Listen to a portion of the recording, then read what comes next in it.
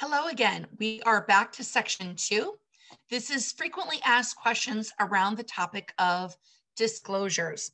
And this could probably be a 2-hour course just in itself, but we will review again the most frequently asked questions on the topic. The first question is, what is a material adverse fact? And I gave this to you in the last section, but here's the written portion of it for you so that you have this to review. A material adverse fact means an adverse fact that a party indicates is of such significance or that is generally recognized by a competent licensee as being of such significance to a reasonable party that affects or would affect the party's decision to enter into a contract or agreement concerning a transaction, or it affects or would affect the party's decision about the terms of the contract or agreement. Again, here's the 3 big rocks. It significantly and adversely affects the value of the property, reduces the structural integrity, and presents a significant health risk to the occupants of the property. Now, I would say the big one that we probably discussed and have come up most in our careers, I would guess, based on the conversations I hear you talk about and my experience, is water in the basement. So first of all, if you meet with a seller that says, Amy, here's the deal. I really want to list my property with you. I'm looking through this seller disclosure, and I just want you to know I've had water in the basement, but I am not going to disclose it because I know it's going to deter a buyer from writing an offer. What do you as the agent do? Well, by law, it doesn't matter. You've got to disclose a material adverse fact no matter what. So even if they don't write it down, you still have to disclose it to all interested parties. Now, by law, if you were to ask one of our brilliant real estate attorneys that we maybe know quite a bit in our world, they're probably going to suggest don't work with a seller that's a liar. Don't take that listing, because if they're going to lie about that, they're going to lie about other things. I'll leave that decision to you and your business, but just know that if they tell you things in confidence and it's a material adverse fact, it's not really in confidence anymore. You must disclose it to the buyers. The next question is, if a repair has been made by the seller with no additional problems, must they still disclose it? So let's say they did have water in the basement, just as an example. And now they put in a water basement systems and they've had no issues. They finished the basement, they put drywall over it. Do they need to disclose that information about water previously? That would be an example. And the question is, answer is yes. Even if the repair corrects the issue, the sellers must still disclose the property defect and what they did to repair it. In addition, anytime there's a change in the condition of the property, the seller needs to update their disclosure of property condition.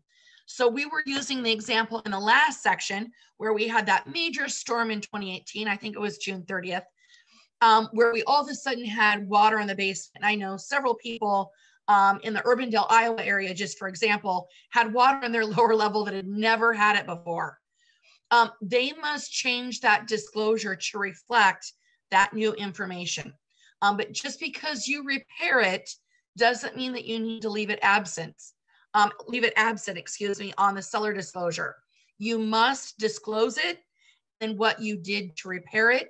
And of course, you can share your experience with the property since the repair has been made. Okay. The next question is, may I disclose if a person living on the property has or had AIDS? Now, this is how the question was written. I just borrowed it. That's not my phrasing. But the question is, can you disclose a person with AIDS living on a property? And the answer is no. Under the amended Fair Housing Act, persons with handicaps are protected from discrimination. Individuals who have or have had AIDS are protected by the act under the disability classification.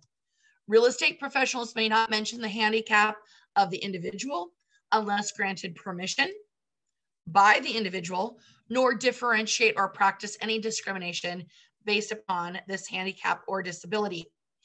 Where this came from, has anyone ever seen the movie The Ryan White Story?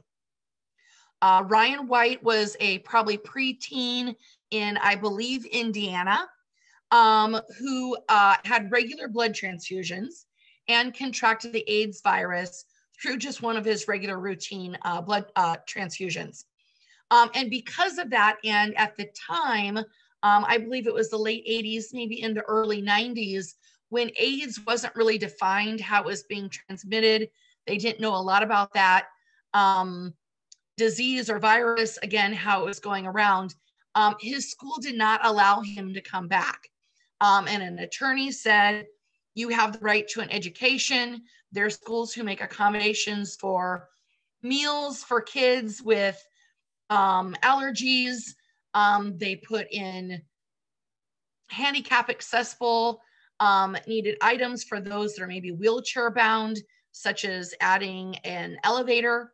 And they need to do what they need to do to have you come back to school and allow you to have an education. And they won in federal court.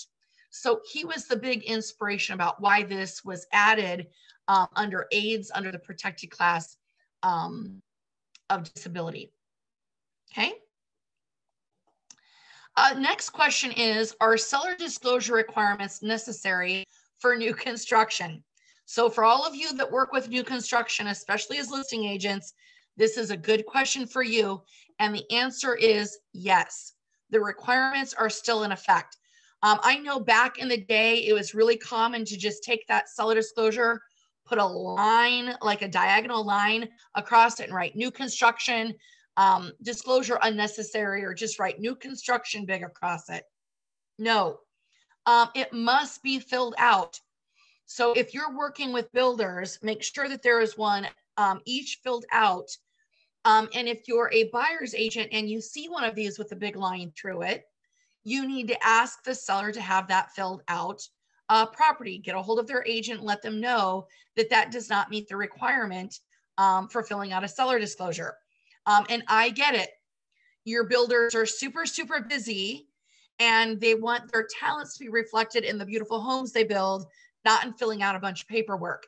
So I know that you try to make those things super easy, especially if you're going to be maybe listing 5, 6 or more homes at once with your builder. I understand, yet by law, have them fill that out. Okay. And some of you that work with builders quite a bit, you maybe have a process of when this gets filled out if you're working with bare lot to begin with. Okay. But it still must be done. The next question is, which age of housing do the lead-based paint rules apply?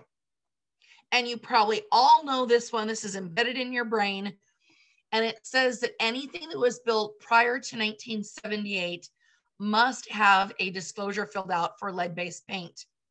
Now, we're going to get to this topic in a little bit. We've got some properties that are exempt from filling out the seller property disclosure. That does not mean that they're exempt from filling out this lead-based paint. Okay, so know that I know a lot of you maybe put these documents together. You put the lead-based paint as kind of an attachment to the seller disclosure. And I support that, just so that you remember all the paperwork and you're making sure to get everything filled out. Yet know that those are really two separate entities. The seller property disclosure is one thing, the lead-based paint is another. So for example, when the bank resells a foreclosure to the public, they're not exempt from filling out the seller property disclosure, but they still must fill out this lead-based paint. And typically, of course, they're putting that they have no knowledge of lead-based paint because they've never lived in the property. However, they must fill it out. Now, by law, this must be made available to our clients prior to them writing an offer or prior to the seller accepting it. So make sure that you're diligent about getting these signed, because if we've got a purchase contract that is dated January 27th, and then the clients don't sign this until February 13th, we've got a problem. And our state auditor audits random files all the time with your broker. And you don't want to be the reason that your broker gets fined $11,000, or the reason you get fined $11,000 if that's filled out incorrectly. So of course, this is one to pay attention to that is a federal government disclosure. Are there any exemptions to lead-based paint disclosure requirements? Now, you're probably not going to come across these very often, but there are exceptions of people who are exempt from filling out the lead-based paint. A lease for less than 100 days, where absolutely no extension can occur. A 0-bedroom dwelling where a sleeping area is not separated from the living room. So it's maybe like a studio apartment. Housing for the elderly or disabled where children under the age of 6 are not expected to reside. The purchase, sale, or servicing of a mortgage. So this is when the bank takes the house back from the current owner because they were not making their mortgage payments. That seller does not need to fill one out in order for the bank to take it back, but they do need to fill it out when the bank then resells it to the public. Okay. And then the second, property sold at a foreclosure, that applies to what I just spoke to as well. Rental property inspected and found to be lead-based paint free by an inspector certified under a federal certification program or a federally authorized state certificate program. So this one, if you already have a report by someone who is certified saying that there is no lead-based paint in the property, then that would be your last exemption, okay? For residential sales, you'll probably not run into these very often. Landlords, for those of you who are leasing property, excuse me, this might be something for you that you'll have a few exemptions. This question then is, what types of transfers are exempt for the seller disclosure of property condition reports? So on your seller disclosure, at the very top is the address and the seller's name. And right below that is a box that lists all the people that are exempt from filling out the disclosure. And if any of your sellers are exempt and meet that criteria, they sign in that box and then they are done with their work on that disclosure. If they don't meet the exemptions, obviously they continue and they fill that out line by line. So let's talk about who is exempt from filling out this seller disclosure. A mortgage company reclaiming a mortgage due to specified reasons. A transfer which has been ordered by a court, such as a bankruptcy, through the process of eminent domain or foreclosure. A transfer by a fiduciary in the course of administration in a descendant's estate, guardianship, conservatorship, or trust. And this one, I just want to break out a little bit. So let's say you've got someone who is the executor of an estate. So for example, I pass away. My sister is the executor of my estate. She goes to sell my property. She's going to fill out the name and address at the top of that seller disclosure, sign in that box, and then she's done. She's exempt. Okay. The last part of this one says, through the course of the administration of a trust. And we've actually had a recent law clarification, I guess is the best word for it, because trust can be created either while someone is alive, it's called a living trust, pretty self-explanatory, or a trust that gets created after they pass away. So the law defined, because before people said, oh, well, I'm in a trust. I'm selling my property. I don't need to fill this out. But the law went through and reclarified that if you are in a living trust or alive during a revocable trust, you now must fill out the seller disclosure. The trust rule only applies if the person is deceased and again, someone is taking care of their estate. Okay. The next one is a transfer between joint tenants or tenants in common. This would be if I was transferring and maybe decided I had an investment with a partner and I didn't want to be in that partnership anymore. I wanted to sell off my portion. That would be a reason that I would not fill out that seller disclosure.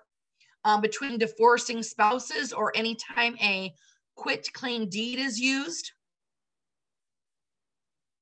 The next one is a transfer to or from the state or a political subdivision.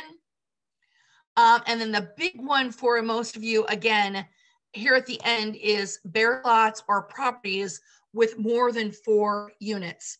So a bare lot, no disclosure, or if you've got 5 or more units, you are exempt from filling out the standard seller disclosure form, 1 to 4 units. That wraps up the law supplement for disclosures. And not that it's a part of the slides, but just to kind of give you an overview of just disclosures in general. First of all, stay in your lane. Do not give legal advice when filling out these disclosures. I recently had an attorney even use the comment that when it comes to these seller disclosures, wear gloves, don't even touch it. Don't even let your fingerprints be on it, which means don't even fill out the name and address at the top of the form. That is completely for the seller to fill out. Another tip is make sure that it is filled out in its entirety. So don't let them skip any lines. If they mark yes, there was an issue with something, make sure that they actually then do the explainer of why that was a yes. Don't rely on the unknown check mark too much. We found that can pose some issues because typically sellers either do or don't know. And when they go to court, it's really found out that they know something. So they might as well just disclose it. Here's kind of a general rule. When you're working with a seller and they say, Amy, for bat infestation, I had 1 bat. Do I have to disclose it? A good stock answer is, if you're asking me, the answer is yes. Go ahead and disclose it. This is your seller's chance to be in charge. Now, personally, do I consider 1 bat to be a bat infestation? Personally, I don't. However, we are there to protect our client's best interests. And 1 bat to the seller that took 5 trips for the Batmobile to come and solve is going to give a very different story to the neighbors. So it's better to disclose it on the front side while they're in control versus after closing when we know some of our warm, wonderful neighbors, right? Nosy neighbors, is sometimes what you call them, can come across the fence and give a totally different story of, oh my gosh, the Batmobile was here 5 times. And maybe that's just how long it took them to catch it. So when in doubt, disclose. Another question I get a lot is, the seller will give me an explanation of the issue and then say, what do I write? You write what you just said. Whatever you just said, write that and give the explainer of what you did to resolve it and give as much detail. I think sometimes we get into trouble when we use the words trickle of water. I don't really know what that means, but I see it on disclosures quite often. And as a buyer's agent, if you've got questions and you don't understand what a trickle is, you can always ask for more information. I hope those little tips helped. And we'll move on to the next section after you have a quick 5-question quiz. We will talk about contracts. See you soon.